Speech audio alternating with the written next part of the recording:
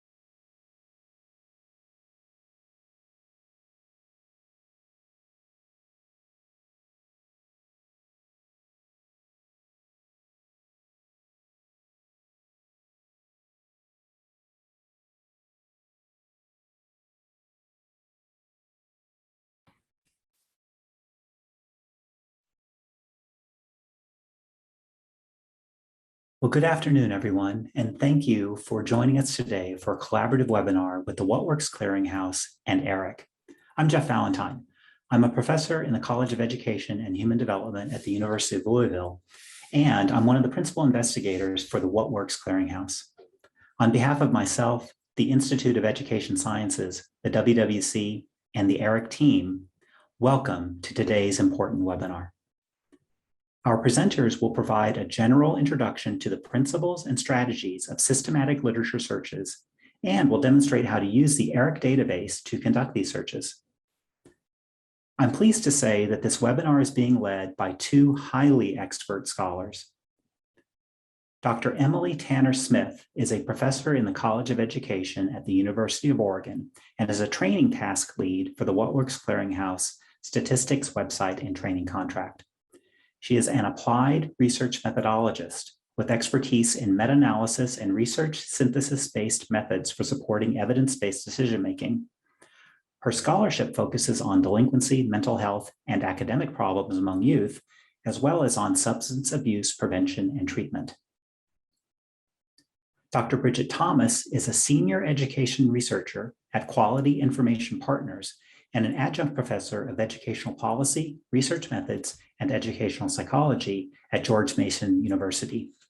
At QIP, she serves as an education researcher, analyst, and content expert on contracts for state educational associations and foundations, and for the U.S. Department of Education, including the WWC and ERIC.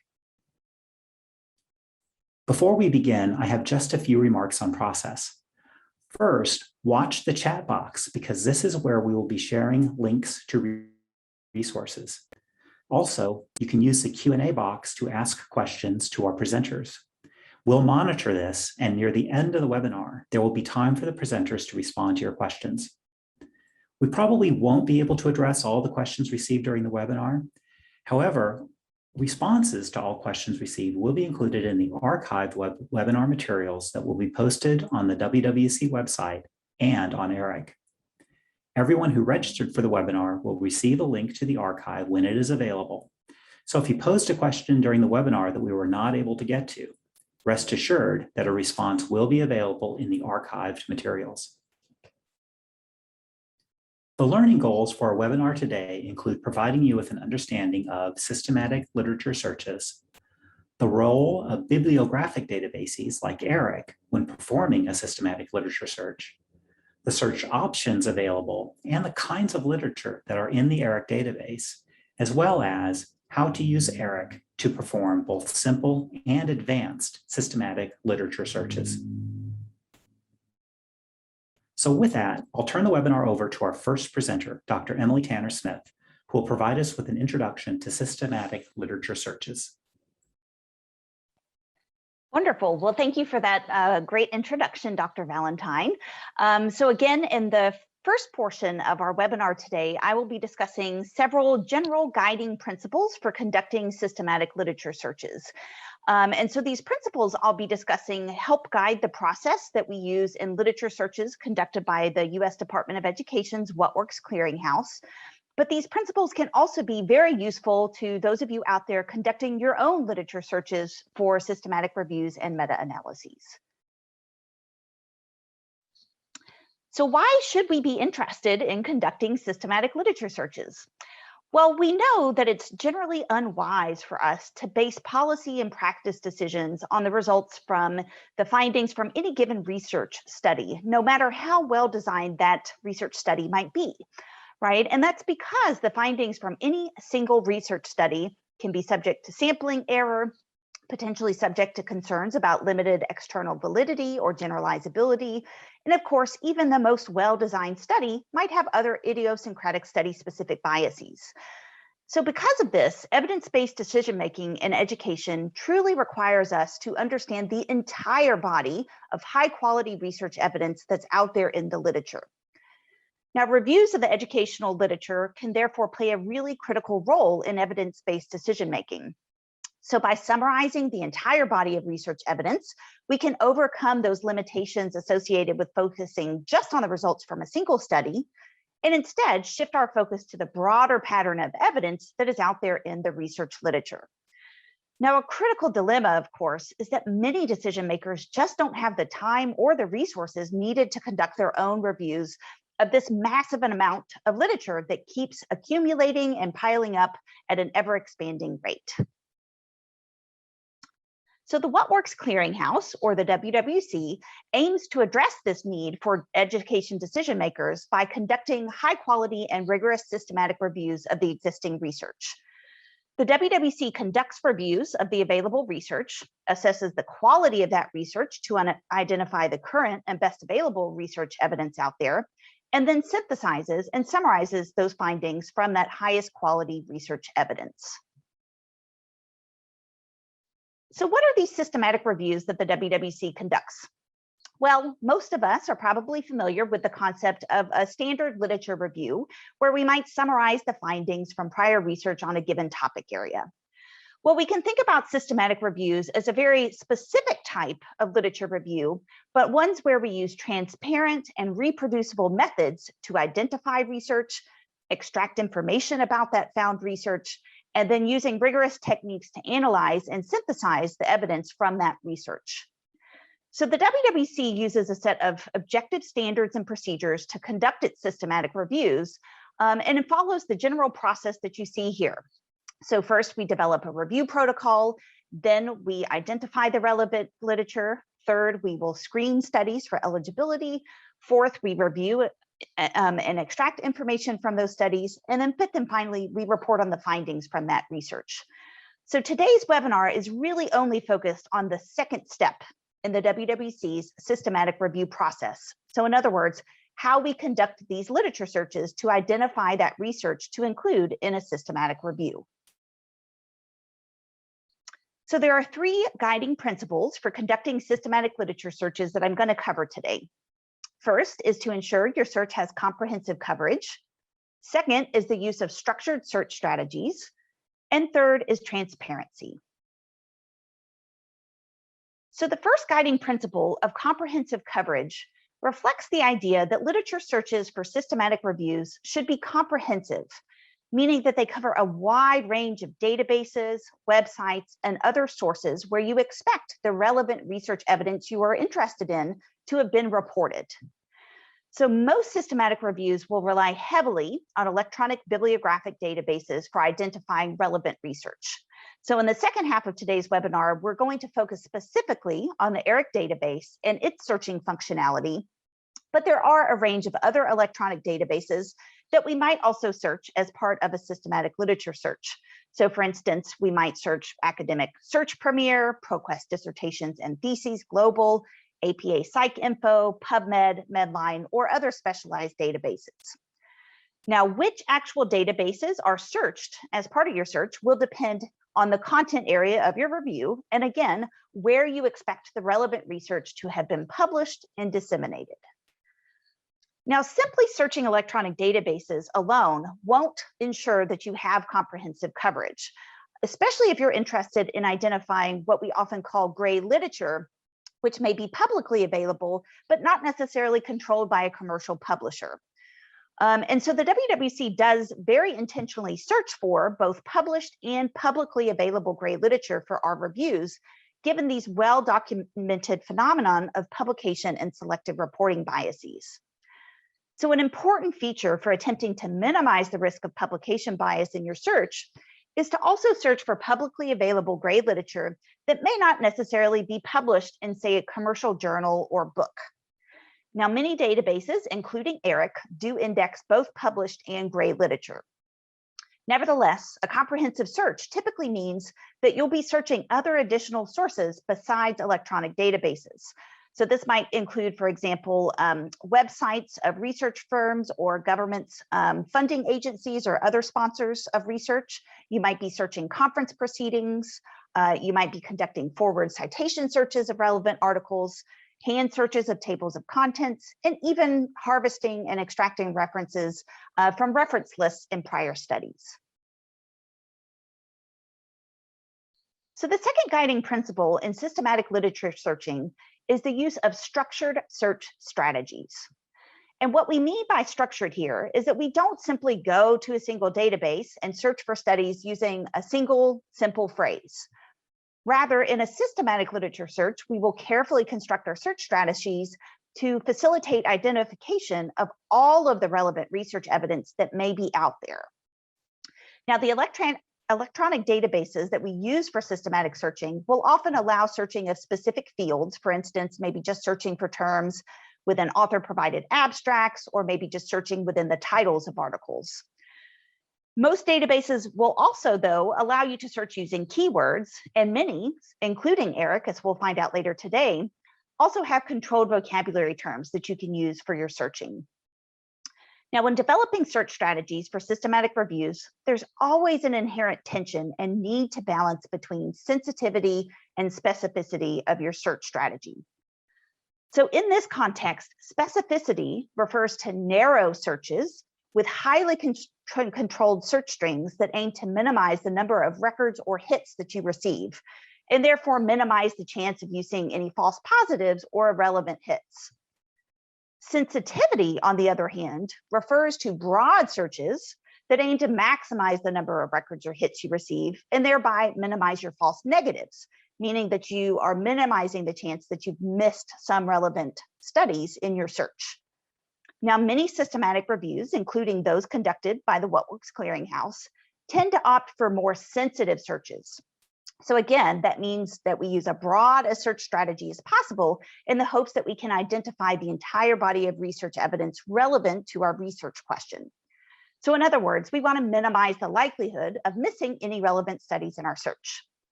Now, of course, it's impossible for us to capture all relevant research within a single database search, and that's another reason why that first principle of comprehensive coverage is so important.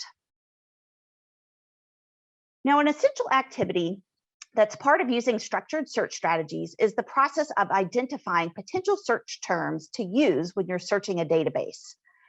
So the first place that you should often begin with when trying to identify what search terms to use are to review the key concepts describing the eligibility criteria for your review. So in other words, what types of participants, interventions or programs, outcomes, settings, or other study features are a key definition in terms of what studies will be included or excluded from the review. So in Works Clearinghouse reviews, these eligibility criteria are always specified in the review protocol. So an important first step then, when you begin to map out the key terms associated with your search, is to think about those key terms for all of your eligibility criteria. But as I'm sure many of you are aware, researchers can be incredibly creative in the language and terminology that they use in their own research studies. And it's very common for researchers to use different terms to refer to the same concept. So for instance, in my own line of research, I often will search for literature related to juvenile delinquency. And so some researchers might actually refer to this concept as delinquency, but others might refer to this as external problem behavior or antisocial behavior.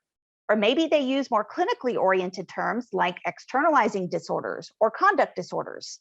Or maybe they just simply use the terms crime or criminal activity. The point is, when you're identifying search terms to use in your structured search strategy, ideally you'll be coming up with a list of the full range of synonyms that researchers out there in the field might be using to describe that concept in the literature. So I shouldn't just go to a database like ERIC and simply search for studies using a very easy keyword of delinquency. Instead, I need to search for articles that might use any of those synonyms that I've identified as being used in the literature, such as external problem behavior, crime, and so on. So along these lines, as you're developing your search strategy, it's important to always be asking yourself, how are similar concepts or constructs that you care about labeled or described differently in different disciplines?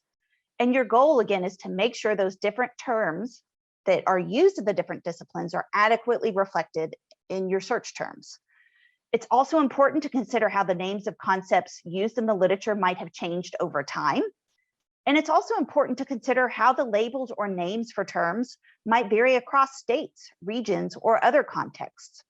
And again, your goal is to make sure you're capturing those relevant synonyms in your search terms.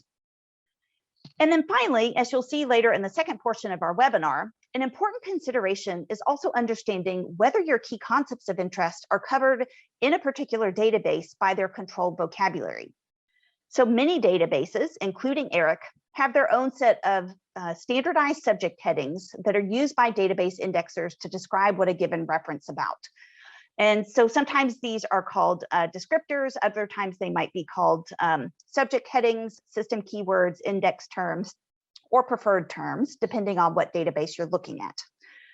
So while you're developing your search strategy, another important consideration is to see whether the concepts you're interested in are part of any given database's controlled vocabulary, and if so, what those relevant descriptors in that database are to make sure you can include them in your search strategy.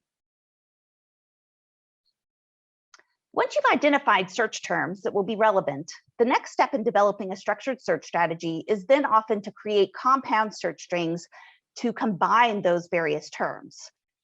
Now, when developing these compound search strings, we often will use various operators and special search characters. So here on this slide, you're seeing some of the most common operators that might be used in complex searches. These might, for instance, include Boolean operators such as and, or not, or proximity operators such as near or pre. And then there are many other special search characters that might be used, such as the wildcard, truncation, and quotation mark characters. Now, it's important to pause here and note that different databases have different functionality. That is, not all of these operators or special characters that you're seeing here will be available in any given database. And so because of this, it's always important when searching a specific database that you read the user guide or documentation of that database to carefully know and learn about which operators and special characters are available to you when searching that database. So again, here we've listed some of the most common operators and characters, but again, not all of these will work in any given database. Now, for WWC reviews and other reviews that search for evidence on the causal effects of education interventions, this slide shows a useful template that I find very useful when you are thinking about developing complex search strings. So the general logic here is that you can populate each column in this table with a range of synonyms for each of your key concepts that you've identified, for instance, related to the population, intervention, outcome, and study design of interest for your review. Then you can combine synonyms within a column using the OR operator, and then you can combine column blocks of key terms using the AND operator. Now, many databases you search might actually default to some form of Boolean logic when you are conducting simple or quick searches within their interfaces. And so again, because of this, it's absolutely essential that you do understand the specific mechanics of each database you might be searching to know whether you need to add additional Boolean operators or other special characters to implement your search as it's intended. So let's give an example here. So for instance, let's say that we're interested in searching for evidence from randomized control trials that evaluated the effects of summer bridge programs and looking at those effects on high school seniors' subsequent college outcomes. So we might begin to think about developing a complex search string in a database by using this template, so that our search string, for instance, we've populated synonyms in our population column, as well as our intervention and study design column. And then we can again combine those key terms with Boolean operators. So for instance, we might then want to search, okay, within this database, we want to identify any study that uses any of these three terms for our population, so high school or grade 12 or senior. And we also want studies that have used at least one of these two intervention terms, summer bridge or summer program. And then we also want those studies that have also included one of those two terms for study design, so random or RCT. Now, this is just one very simple example of how we might begin to think about developing a search string for a systematic literature search. Now, in many cases, your search strings may be much more complicated than this example. So say you have lots of synonyms for each, for any of these given terms. But other times it might be actually much simpler. And so what's going to determine the complexity of your search string is really what the researcher is interested in, how is that research reported and described in the literature, and then it also is going to be determined by whether you're attempting to conduct a more sensitive search or a more specific search. But whatever the case, this template that we've shown here can provide you with the general logic of how you might begin to think about crafting a complex search string for your systematic literature search. Now, before we dive deeper in to illustrate how you might conduct systematic searches using the ERIC database, I do want to touch briefly on that third guiding principle of transparency. So one of the hallmarks of a systematic review is that the methods used to identify the relevant research should be transparent, and so potentially reproducible in the future. So transparent documentation of your search methods is an essential activity to ensure such reproducibility if you are conducting a systematic review. Now, most systematic literature searches, including WWC literature searches, will document a wide range of details about the search. So typically, this will include things like the names of all sources that were searched, and for any electronic databases, which host or platform was used to access that database. So for instance, if you search the site APA PsycInfo database, did you search that using ProQuest, EBSCO, or some other platform? So those are details you need to document. Other important details that need to be documented for transparency include things like the date of the last search for each of your sources, the full search strategy, including your search strings for each source, any limits or restrictions that were used when implementing the search, the total number of hits identified from each source, and then finally, any software or process that you might use to deduplicate any duplicate records that were identified in multiple sources. So now that we've discussed the general guiding principles for systematic literature searches, I'll hand it over to my colleague, Dr. Thomas, who's now going to shift our focus on the ERIC database. And again, this ERIC database is the primary source of literature and evidence for WWC reviews. Thank you, Dr. Tanner Smith.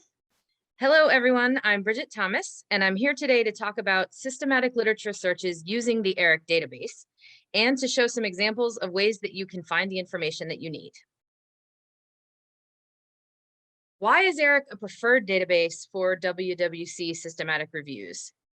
ERIC, which is sponsored by the Institute of Education Sciences, has been indexing the literature in education for more than 50 years. The database is heavily searched by researchers, graduate students, practitioners, and others in the field of education. ERIC has more than 1.8 million resources, and it continues to grow at a rate of about 4,000 new records per month. These resources include articles from 1,000 282 academic journals, of which 1,271 are peer-reviewed, and 740 non-journal or gray literature sources, of which 98 are peer-reviewed. Gray literature includes items such as government documents, white papers, conference papers, and other research materials. As mentioned earlier, the WWC includes gray literature in their systematic searches, and ERIC is known for indexing this type of material.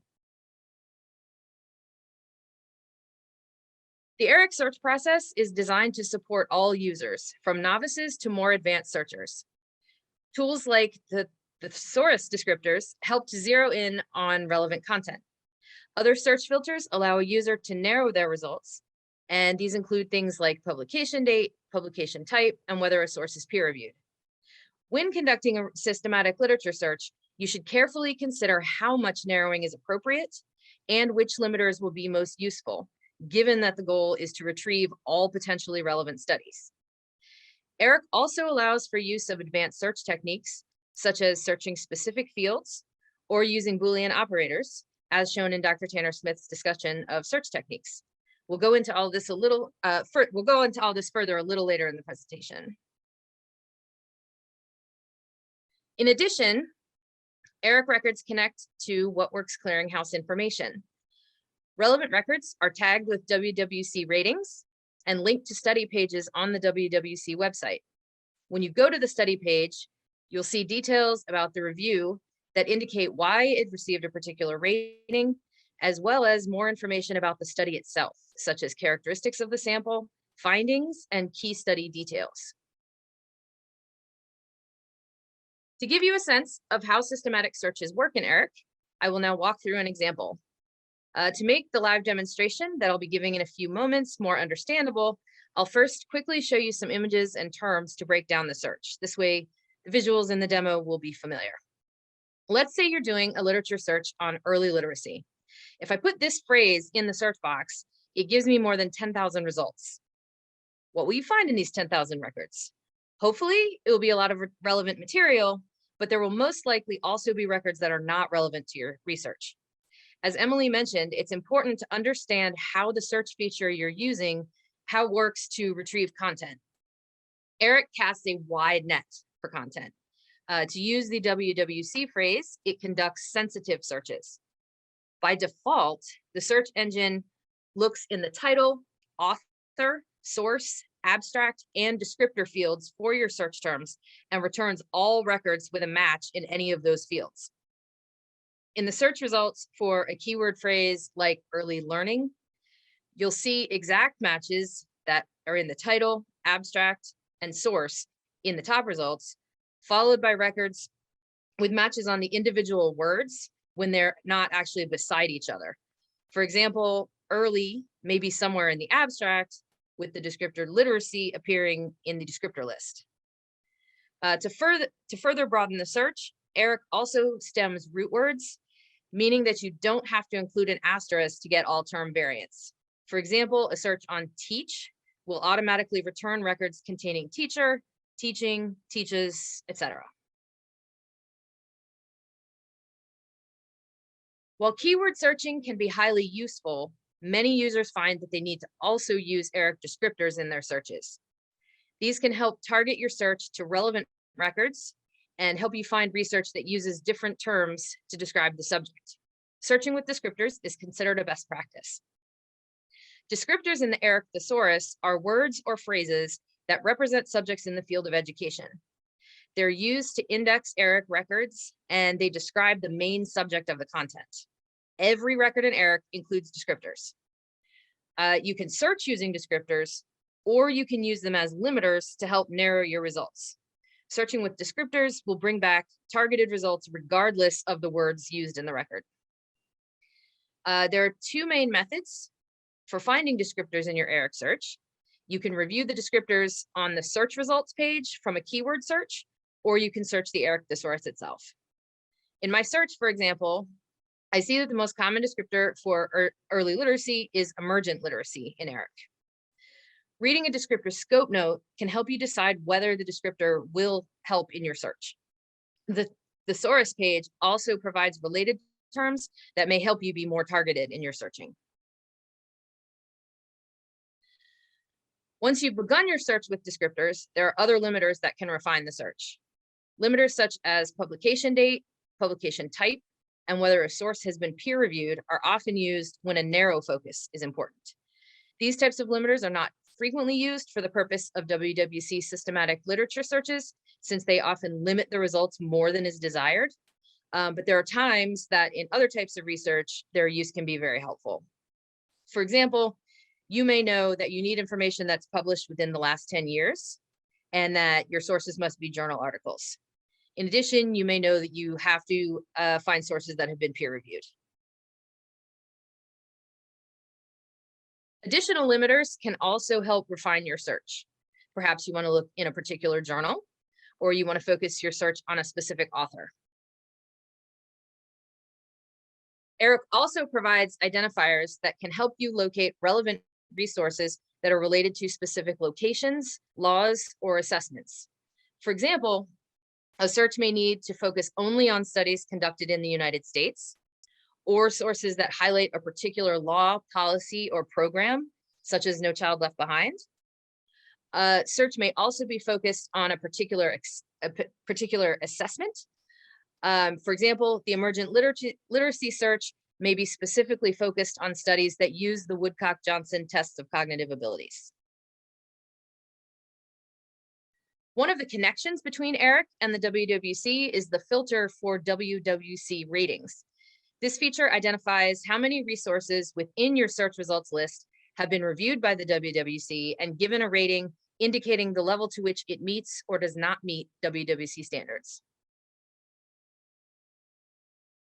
Another way that users can search for literature is via the API, which I will also demonstrate in a few moments. ERIC implemented an application programming interface, or API, to help users gain flexible access to ERIC metadata and to easily export search results. The API was originally designed for programmers, but experienced users may find this interface to be highly useful for their research.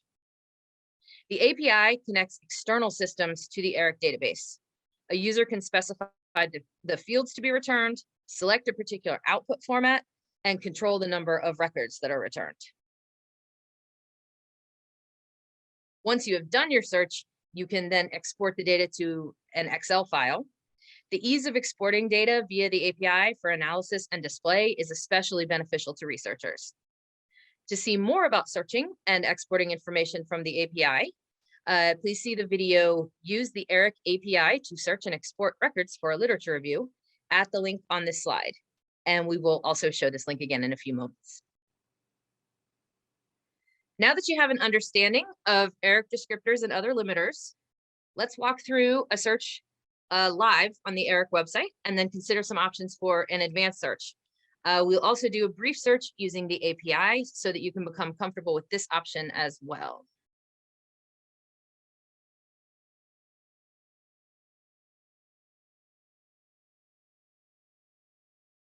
Okay. As I noted, searching the term early literacy brings up over 10,000 resources. Using the thesaurus descriptors can help me narrow this down if that is what I need to do. It can also help me locate additional content that uses different terminology for the same research concept. I see that the most common descriptor used for this initial list is emergent literacy. So I will go to the ERIC thesaurus.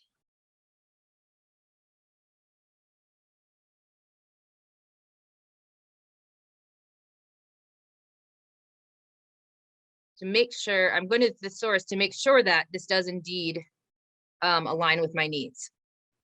Here I can read the scope note and affirm that articles tagged with this descriptor are likely to be ones that work for my search. So here I see the scope note that says it's the early stages of learning to read and write, an increasing awareness of the print world, usually associated with young learners. So I can see that this is going to bring back the types of things that I'm looking for. and I can actually go right from here and search using this descriptor. And so my search using this descriptor provides me over 5,000 resources. Sometimes the research questions that inspire a systematic literature search will have particular parameters that mean I would want to continue to narrow my results list. If this is the case, I can use additional limiters.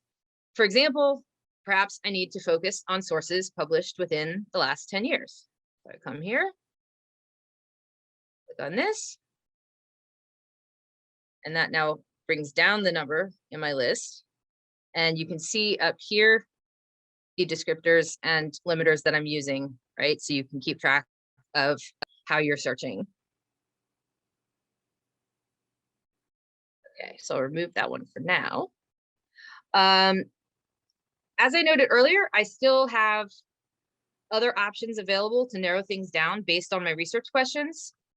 So if I look along the left side of the screen at these lists of different types of limiters, remember that one thing I thought of was if I need to refine it by location, or if I'm looking for resources related to particular laws and policies and programs, or related to particular assessments.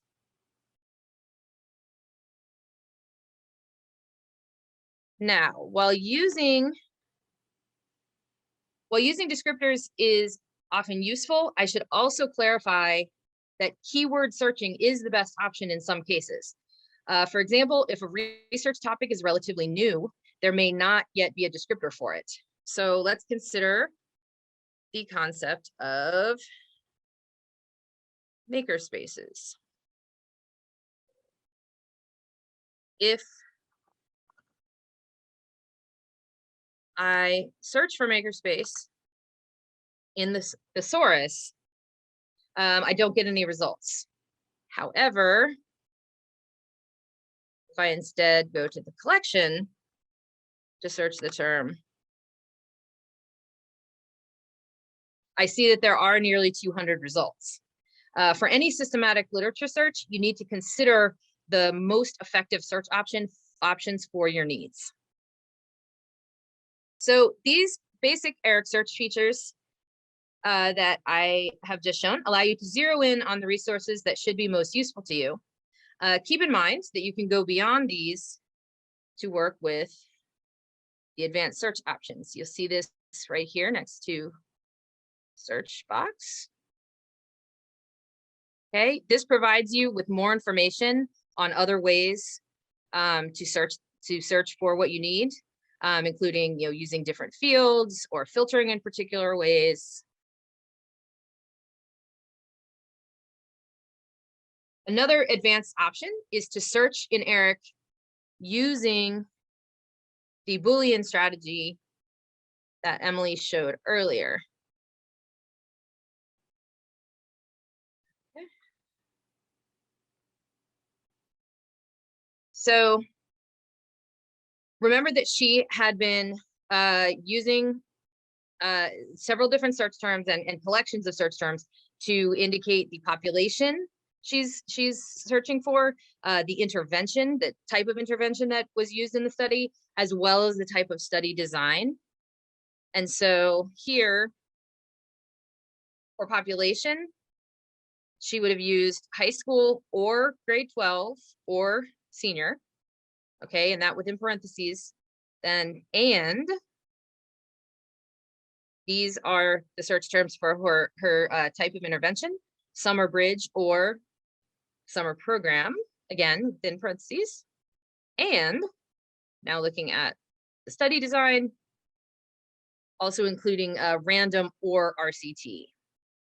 So when that search is done, you see she would come up with over 3,000 results.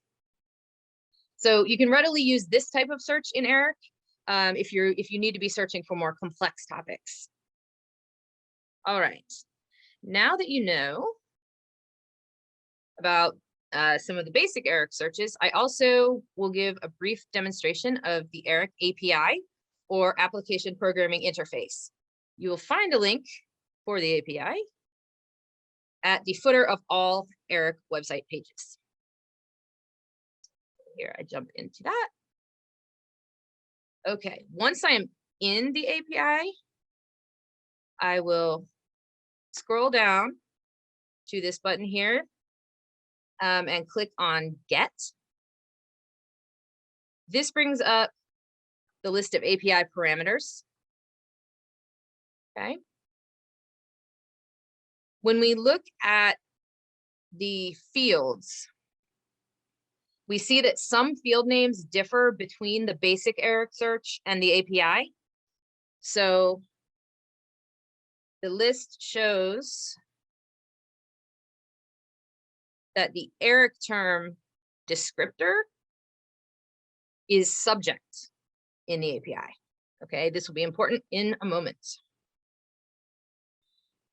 So we'll start this by scrolling back up and selecting Try It Out. Okay, this brings us to different search boxes. So we'll enter our search term as subject emergent literacy. We will put CSV in the format box because we want to export to Excel.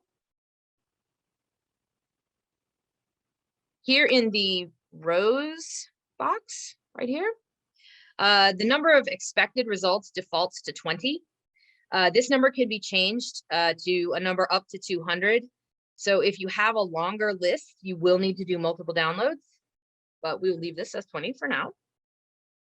And then we scroll down here and click execute. Okay, now that we have this information, we would then download the file. Just download the file and drag it to the desktop. You would then be able to open it in Excel to conduct your analysis and to identify the resources that most closely fit your needs. Okay, and to see more about searching and exporting information from the API, again, there is the video, Use the ERIC API to search and export records for a literature review at the link we will provide again on the next slide.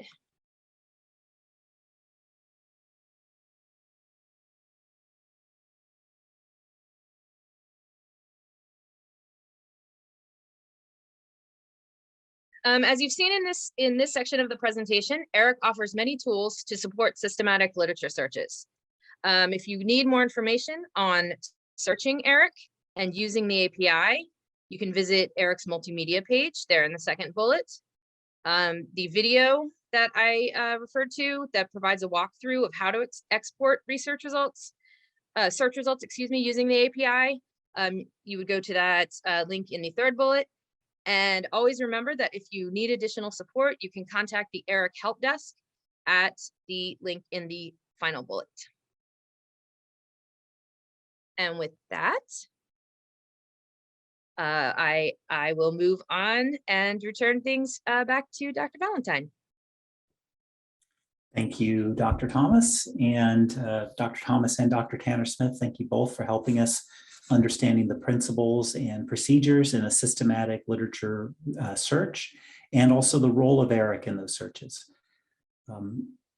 Given that it's we're about 3/4 of the way through our time together, why don't we turn to questions? And I'll just remind everyone that it's not too late to post a question in the Q&A box. We've received several, so we'll have a lot to talk about, but if you do have a question, be sure to post it. And just as a reminder, we're not going to be able to address all the questions that we've received today, but we will include responses in the archived webinar materials. Okay, so let me look here. This first question is about best practices. So why don't I pose it for Dr. Tanner Smith? And here's the question. are there any go-to resources to identify specific best practices as opposed to searching and reading articles all over? Yeah, that's a great question. So I guess some of you are thinking, why on earth do I want to do, my own systematic literature search? Is there somewhere I can go just to find, those best practice lists so that I don't have to do these complex searches and read through, and scour these articles? Well, good news. That's exactly what the What Works Clearinghouse is designed to do, right? Is to provide the public with these summaries of best practices on a range of educational interventions, programs, policies, and practice. So the WWC is intentionally designed to do, to distribute this information so that you don't have to go and do your own searches necessarily, and you don't have to, scour and read through all of those articles all over again. So yeah, I definitely say the WWC's website should be your first stop if you're looking to identify best practices, related to education. So if you haven't checked out the WWC's website in a while, go there, at whatworks.ed.gov. And I would say, from that main page of the WWC website, there's a Find Evidence section on the drop-down menus. And so in that Find Evidence section, that's where you can find, WWC systematic reviews. And so those will, conduct reviews on a given topic area. You can also find evidence from WWC educator practice guides, which also include systematic reviewing evidence. And then you can also, from that Find Evidence section of the website, you can find information about the results from any individual single study that was identified and reviewed as part of these WWC reviews. So that can be really helpful if you kind of want to drill down to some of those individual level study results. So again, that you're not having to go do these complex searches necessarily and read those articles all over. The WWC website will have those kind of nice, succinct summaries. I think the WWC, we also have a couple of videos and webinars that walk you through how to find evidence on, what works using the WWC website. And so, yeah, that's perfect. We just put those links in the chat. So those of you who are like, I don't want to do my own literature search, I want, you all to provide me with these summaries of best practices. Take a look at those links, and I think that will get you to what you need. Okay, super. Thank you. And Danny, thank you for finding those video links quickly. We appreciate that. Okay, so here's a question that we can pose for Dr. Thomas. And the question is this: what are the advantages, if any, of using ERIC compared to other databases? All right, sure. Well, to start, ERIC is a large, well-known, and heavily searched database of education research, and sponsored by IES, with 1.8 million resources to select from. As I mentioned earlier, ERIC also continuously adds new research to the collection, and that's at a rate of about 4,000 new records per month. One of the hallmarks of ERIC is its collection of gray literature, such as government documents, white papers, conference papers, and other research materials, which are not found in most other databases. ERIC also includes a collection of historical records dating back as far as 1907 from the Department of Education's predecessor agencies. For example, the Bureau of Education, the Department of the Interior. And this is helpful for users that are conducting historical research. The metadata for ERIC records is offered through other vendors as well, including EBSCO, ProQuest, OCLC, and others. The federally funded version of the database at eric.ed.gov is free, and it provides access to more than 450,000 free full text articles. Access to full text is not only convenient for users, but it's also beneficial to those who may not have access to other databases or the funds to pay for on-demand articles. Finally, the ERIC search feature has a variety of useful tools, some of which we just looked at, including the ERIC thesaurus and the API that both support online research. The ERIC search, as I noted, is designed to support all users, which means that it's easy to understand if you're a new user, but it also includes advanced search options that more experienced researchers may need. Great, thank you for that answer. So another question we've received, this is about systematic reviewing and research synthesis, so I'll pose it to Dr. Tanner Smith. The question is this: does the WWC use gray literature in synthesis products? And how can I find unpublished research to include in my meta-analysis? Yeah, another excellent question. So yes, as we mentioned during the webinar today, the WWC does always search for and include gray literature in its synthesis products, as long as that gray literature is publicly available. So that is an important distinction to keep in mind. And so what that means is that the WWC will include gray literature if it's can be accessed, on a public website or through a publication. So that's kind of, the definition of what we mean by publicly available. And so, again, there is a large body of research that we know, right, that, research studies that report statistically significant findings or findings in the sort of hypothesized or expected direction are more likely to be published, right? And that's this phenomenon of publication and selective reporting bias. And so for that reason, the WWC will always search for and include relevant publicly available gray literature when it's appropriate. And that's also considered best practice, if you're conducting your own systematic reviews and meta-analyses. So the second part of this question, how do I find unpublished research for my own meta-analysis? That's it's such an important question, and it's challenging. And I'm going to give you sort of a frustrating response here, which is that it kind of depends.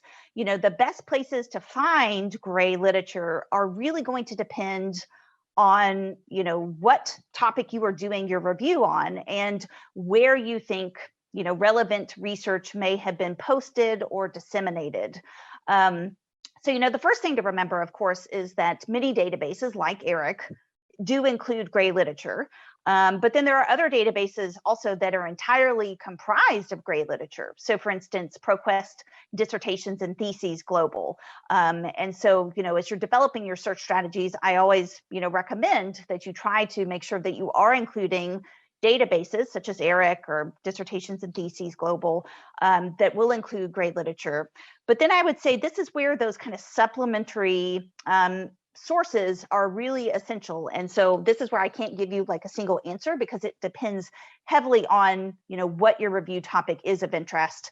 But in general, this would include, websites of research firms or organizations that might be out there, producing their own technical reports or white papers that could be potentially relevant.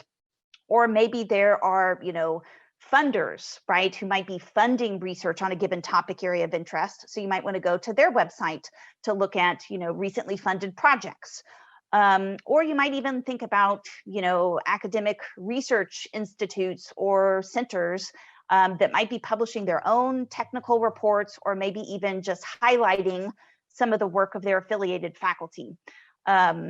So for instance, I believe, one of the recent WWC practice guides on effective advising for post-secondary students, I think, that's a great example. You could go look at, the protocol for that practice guide, but they conducted, gray literature searches at lots of different kinds of websites, like the Annie E. Casey Foundation website, the American Education Research Association website, or maybe the websites of the Gates Foundation, the Arnold Foundation, or maybe like relevant national organizations like the National Academic Advising Association, right? So again, what those websites are and what those firms are that you might want to go search will depend heavily on, what your topic is and, who's doing work in that area.